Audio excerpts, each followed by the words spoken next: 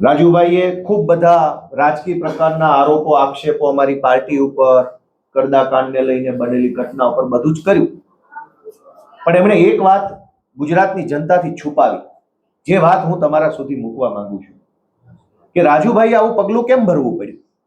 કારણ કે એમના ઉપર કુલ 3 કેસો છે. 2022ની વિધાનસભાની ચૂંટણીમાં એફિડેવિટ કર્યું, એમાં એમણે 3 કેસોનો ઉલ્લેખ કર્યો છે.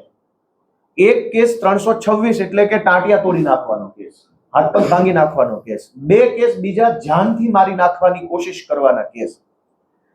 જે ટાંટિયા તોડવાનો કેસ છે એ કેસમાં એમને 2022ની ચૂંટણી પછી 5 વર્ષની સજા પડી ચૂકી છે.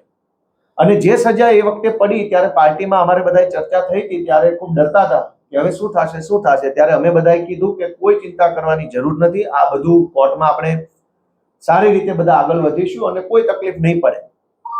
અને બાકીના જે 2 અલગ અલગ કેસ, 307ના 2 કેસ, એ બંને કેસોમાં રાજુભાઈની આજે કોર્ટની અંદર સુરેન્દ્રનગરની કોર્ટમાં મુદત છે. હું પુરાવો સાથે લઈને આવ્યો છું. રાજુભાઈ ઉપર જાનથી મારી નાખવાની કોશિશ કરવાના 2 કેસો છે.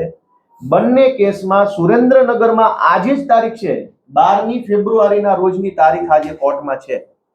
અને કોર્ટમાં શું થવાનું હતું આજે અહીંયા લખ્યું છે, ફાઇનલ આર્ગ્યુમેન્ટ, આખરી નિર્ણય આજે સુરેન્દ્રનગરની સેશન્સ કોર્ટમાં 12મી ફેબ્રુઆરીએ રાજુભાઈ કરપડા, જો અહીં આરોપીના નામ લખ્યા છે, ભૂપતભાઈ જીલુભાઈ, ઓરુભાઈ જીલુભાઈ, રાજુભાઈ મેરામભાઈ કરપડા, બાવકુભાઈ અને રામકુભાઈ, આ 5 આરોપીઓ ઉપર જે કેસ છે એ કેસનું સુરેન્દ્રનગરની અદાલતમાં આજે આખરી નિર્ણય થવાનો હતો.